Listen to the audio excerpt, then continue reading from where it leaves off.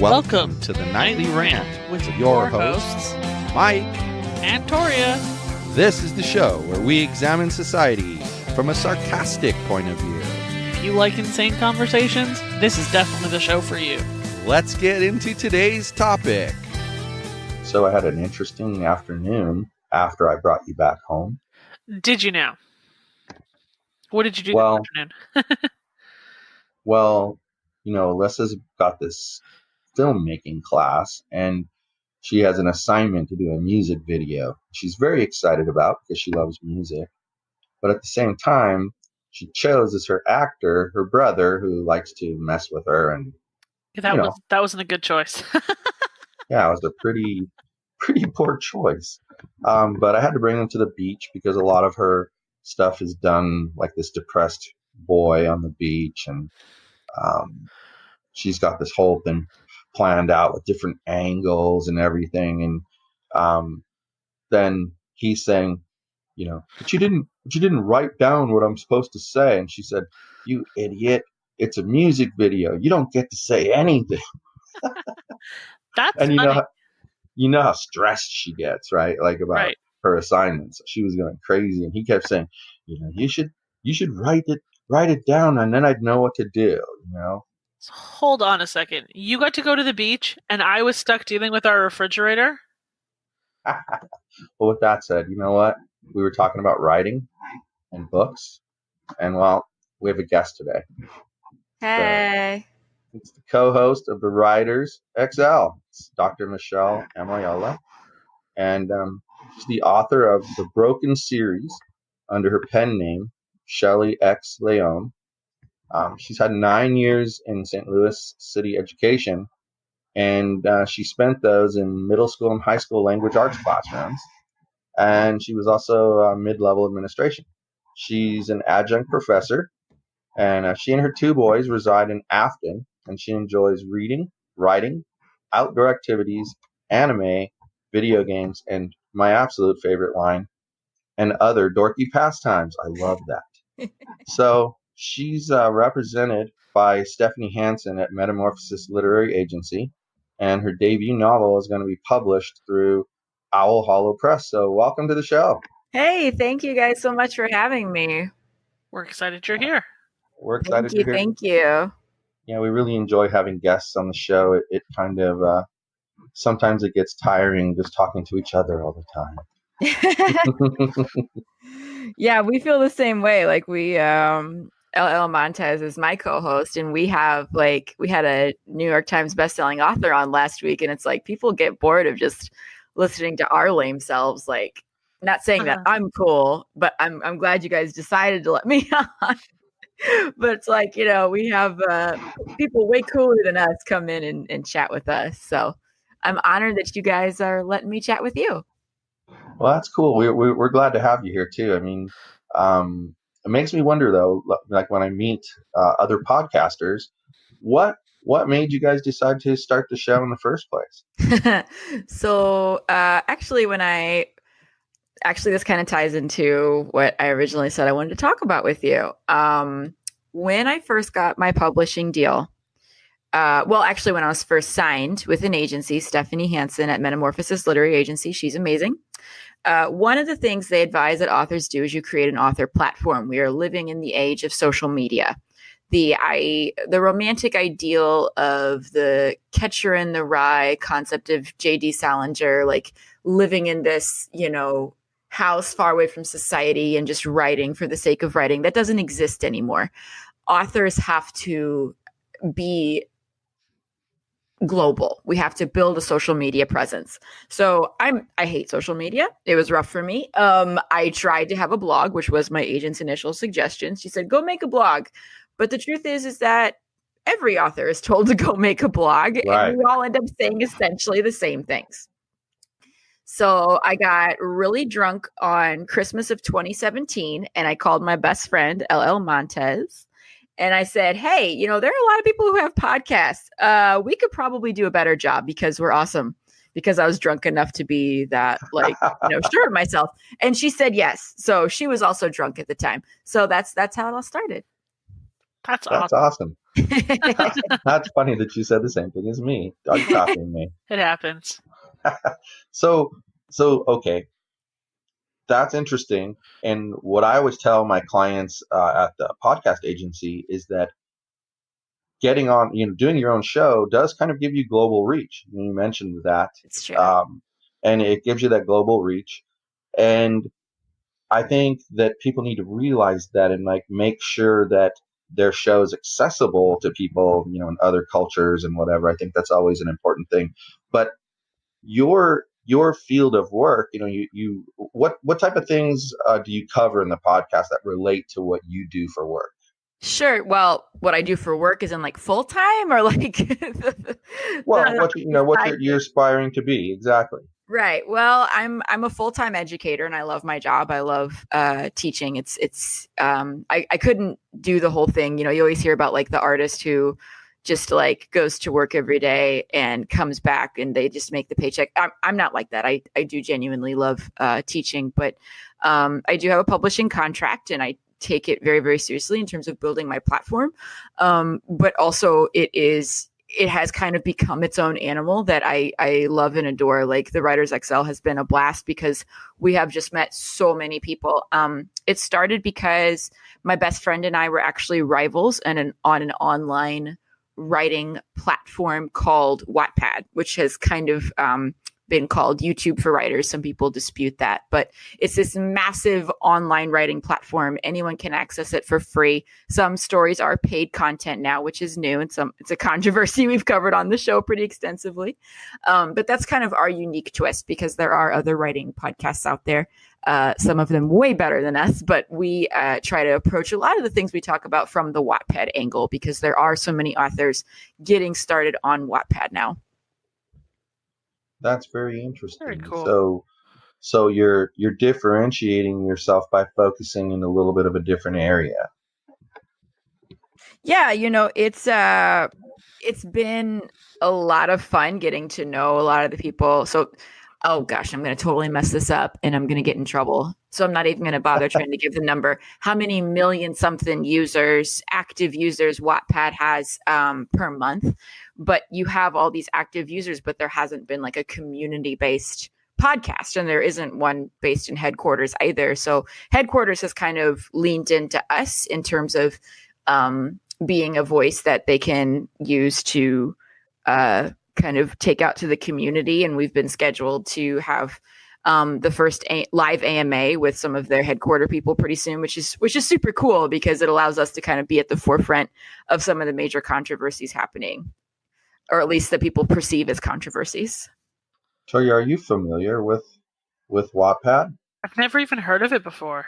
That's what I was wondering. So tell me a little bit about that.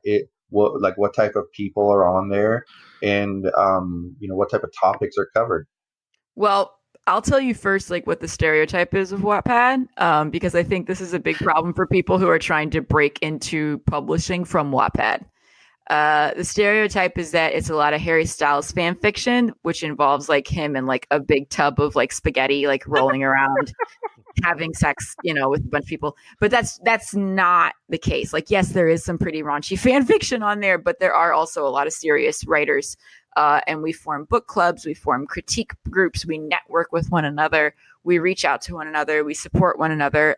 It's how I got started writing. Like, I tried the traditional querying process to get my book published. Nothing was really happening. And honestly, the process is really soul sucking. So I was like, you know what? If I put my book on Wattpad and one person I'm not related to reads it for free, I'm going to consider that a win. So that's what I did. And like, it just kind of snowballed from there. And an agent discovered me on Wattpad. So that's really cool. Awesome. Like, I can't even tell you. Like, I've been... So a little bit about what my background is that I've been involved in like local politics for probably 25 years now. And recently, I guess it was in 2016, I announced that I was going to run for our county board of supervisors. So I ran this thank you. So I ran this whole campaign. And, of course, the incumbent is the wife of a man who was once the national chairman of the Republican Party. So, it's like David versus Goliath for sure. Well, in the end, now I almost forgot what I was going to say there. Anyway, in the end, I did lose the election. I did pretty well though. I got about 15,000 votes, and got a good 20% of the vote. But what I took away from it was two things: that in the state of California and in the United States, we need to help small businesses out. So I started writing a book about that. But also, the political system is kind of geared towards people with money. And if you don't have money, there's still a way to get really good representation in front of people, and that's social media and advertising on social media. So I wrote another book about that. Well, where I'm getting at here is like, you're right. I put my heart and soul into all that. Yes. And like, we recently just whipped together a directory of podcasts and put it out on Amazon just today. And I mean, I don't know, I almost felt dirty because it was like, boom, we got the idea, we got the data, we put the data together and we put the book out. And I'm like, oh my gosh. And I've been working for a year on those other two books and they're not even close to done. Let's be real. The podcast book was a lot less actual writing and a lot more like formatting data so it didn't look like dirt. Still, that's amazing. Congratulations. Yeah, thanks. It was an interesting idea, and we'll see how it goes. But it's aimed at trying to help people get on podcasts as a guest, and so there's a nice directory. It has your email address, the URL. If there was a phone number, we'll give the phone number, but only if it was public. And I don't think there were actually any phone numbers. And I don't numbers. think there were any phone numbers, which is good. Thank God. I don't think people should put their phone number out there in public. True. But so that's a great place then if you're an aspiring author to put your work. But like, what was the process that led you up to that though? What was the process that led you up to that and then make the decision to do it? So this kind of ties into what I guess is one of the big questions in the publishing industry. And again, I got to shout out my agent, who is kind of a visionary. In my personal opinion, obviously I'm biased, right? Traditional publishing doesn't really know what to do with Wattpad, just like they don't know what to do with self-publishing, right? Like, there are some agents who say people who get started on Wattpad aren't real writers. But then you have like the whole slush pile of, the traditional process where I'm querying. So I'm just going to write this letter to this agent, hope this agent decides to represent me. And then I send in my manuscript. Well, I did that and it didn't go anywhere for good reason. My first draft was crap. And it was only through working with the Wattpad community that I was able to elevate it to the point where an agent did recognize it and decide to take it on.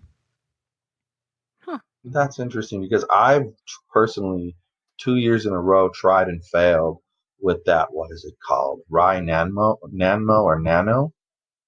NaNoWriMo? Yeah, that's what it is. I don't do that. That gives me anxiety. And it kind of, well, thanks for saying that because it kind of, problem. Now I feel better. I got like a week into it both times and was just like, oh my God, I'm too stressed out by this. I can't do this. No, I feel like my bestie LL Montez / co-host, she's also my wife in writing and like my biggest critic fan. Like, we're everything to each other. Like, she loves NaNoWriMo because it forces her to like write a lot at once. Me, I'm like, no. Like, you can't do that. You can't force the creative process. So she would be like, NaNoWriMo is the best. I hate it. I cannot do that. And I've written 3 books for whatever that's worth. So that's funny. That sounds awful.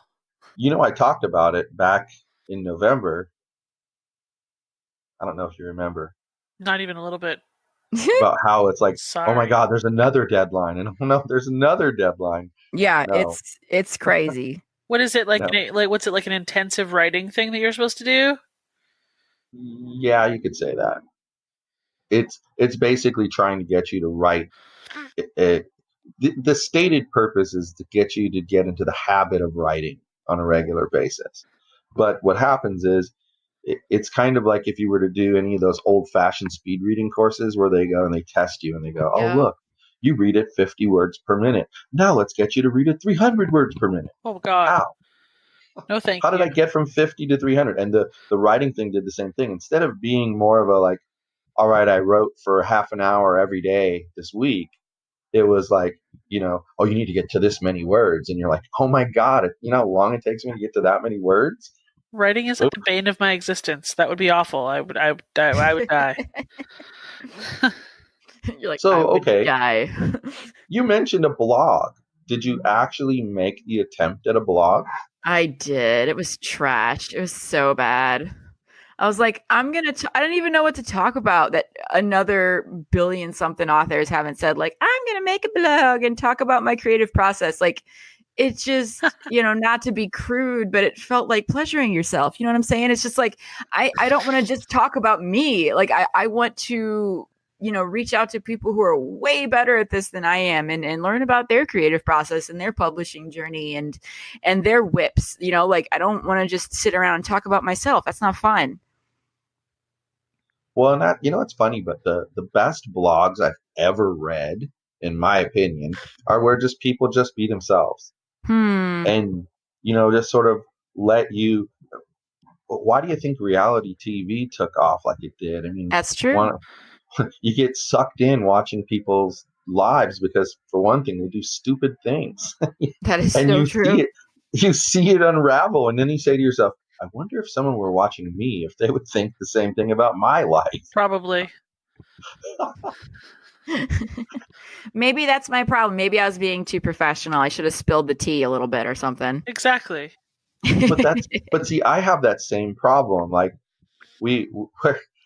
I had a fitness blog for a long, long time. And after a while, there's only so much you can talk about on that topic. And so then you try to find like the 900th unique way to approach the same exact thing.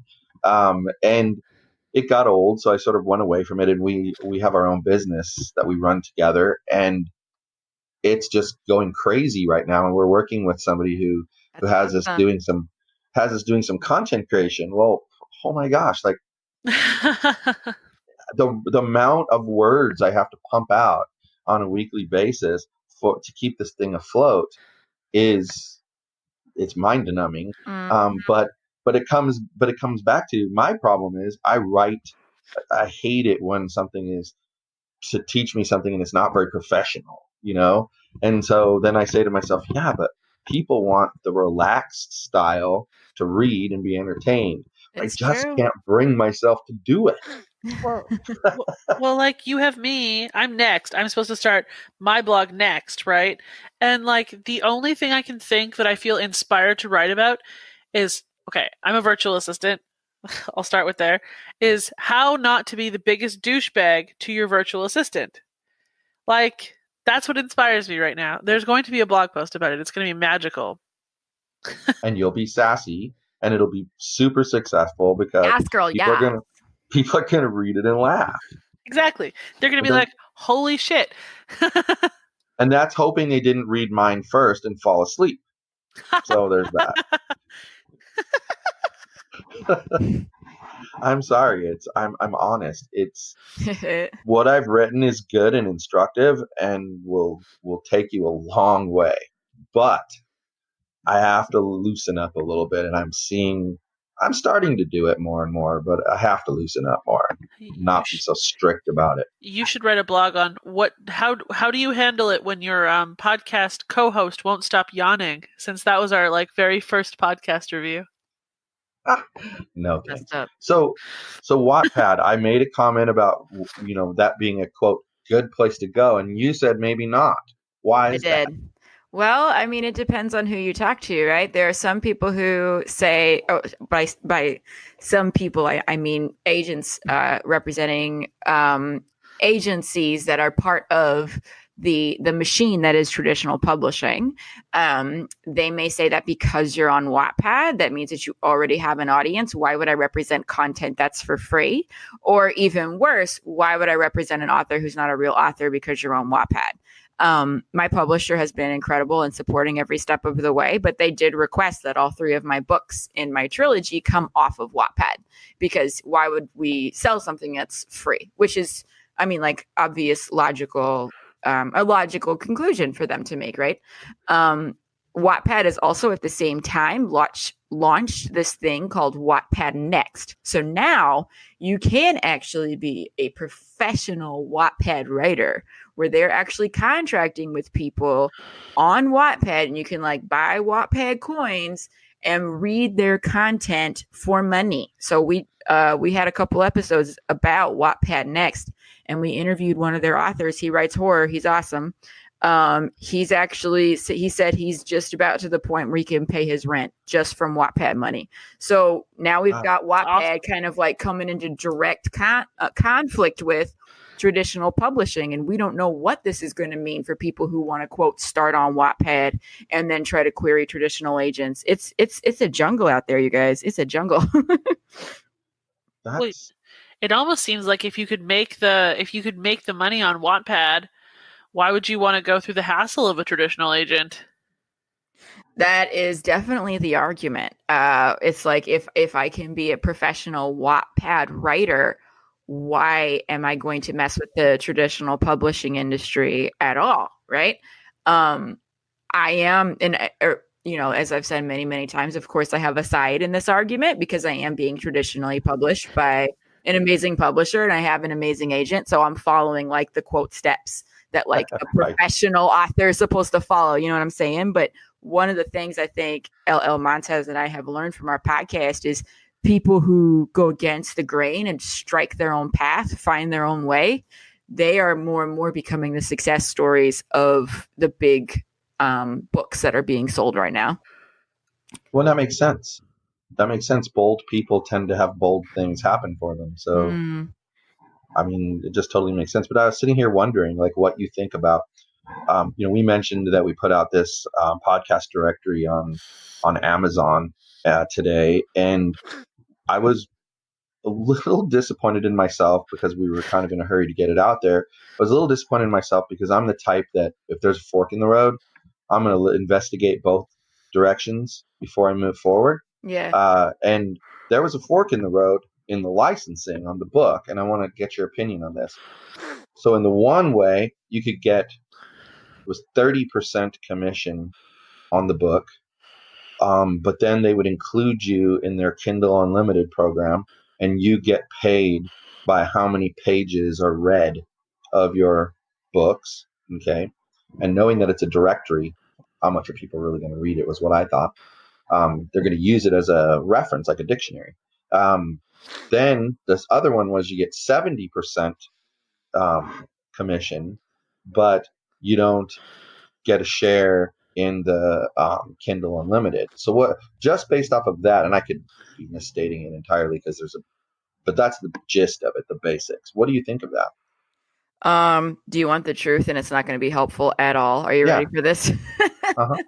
This is why I had an agent because I was just like, all this stuff with the contract stresses me out.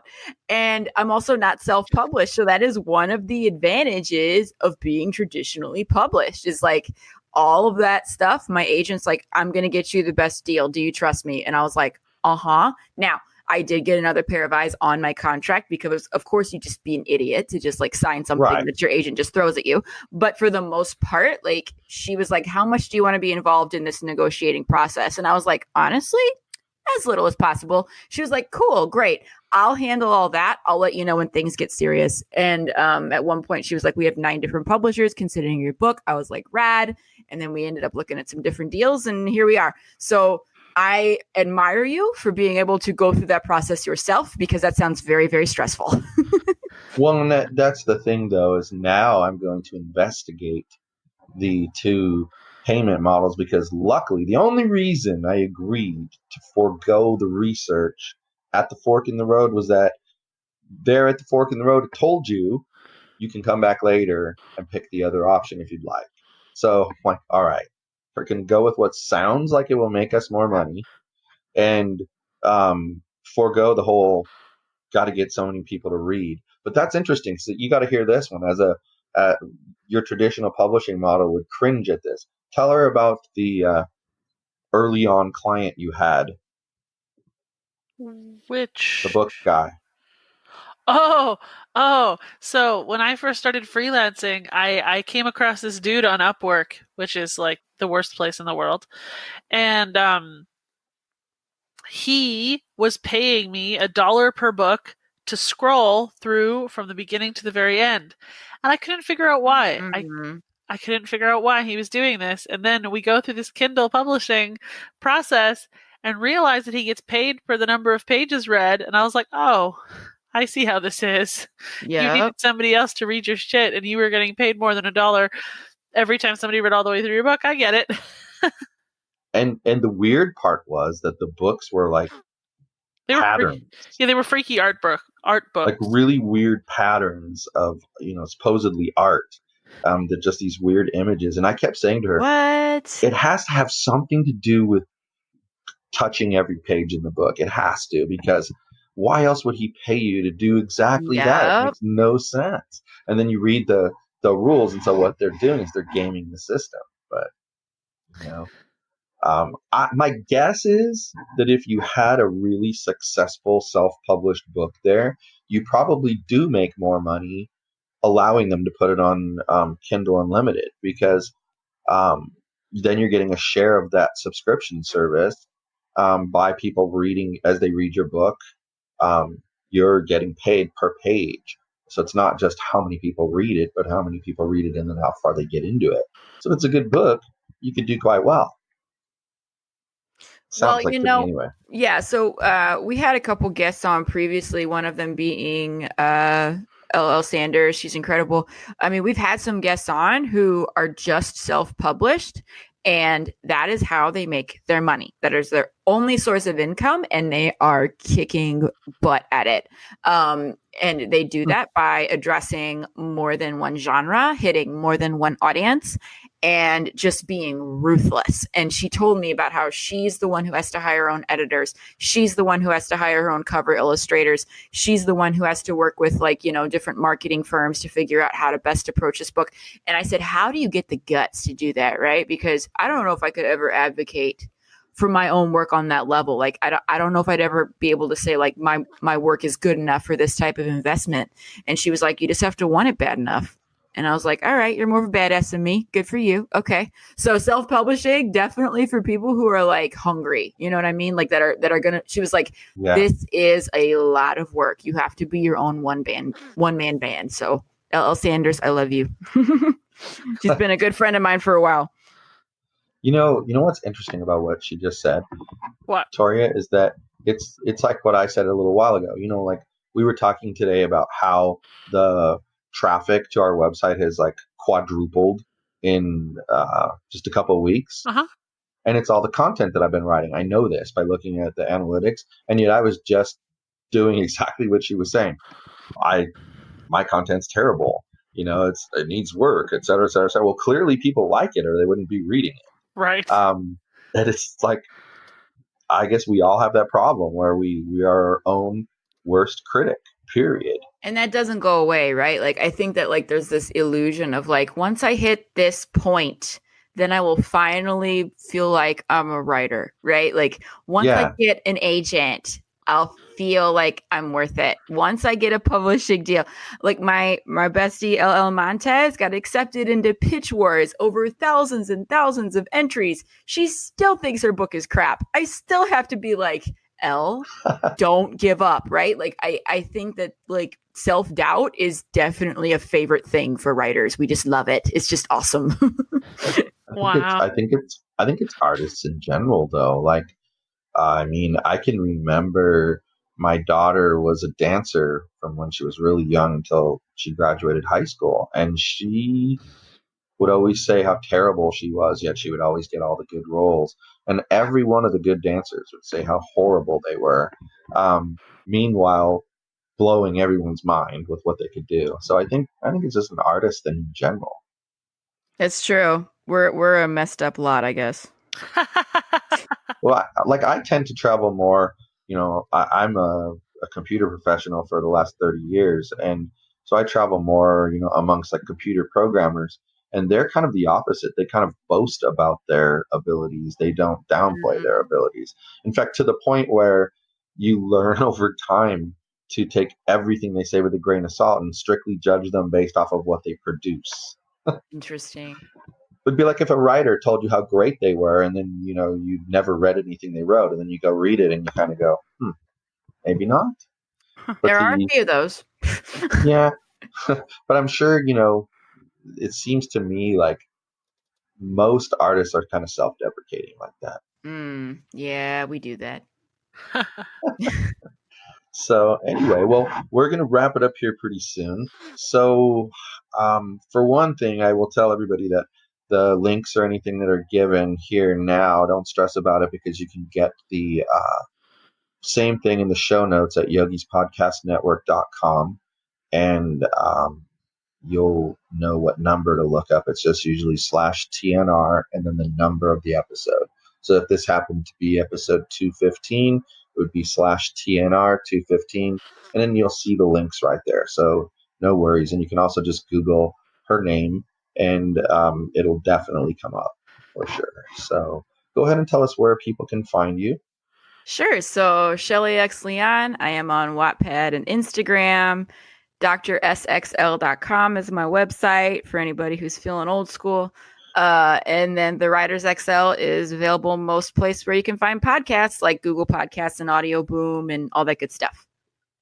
Yes, and please go and subscribe to her podcast. I actually did listen to one episode. Oh, no. Knowing you were coming. No, I enjoyed it. I actually did enjoy it. And I am a podcast junkie. Toria will tell you that. I am a podcast junkie. It's kind of a thank you so much. Thank you. I enjoyed it. So, and we've enjoyed having you here tonight. Definitely. Feel free to come back anytime you want. We loved it. Will do. Thank you guys so much for having me. All right. Well, thank you. Bye-bye. Good night, everyone. Hasta la bye-bye. Thank you for listening to the Nightly Rant. If you enjoyed the show, please give us a 5-star rating on Apple Podcasts or Google Play. If you didn't enjoy the show, please just ignore that previous request for a rating. This has been a Yogi's Podcast Network production.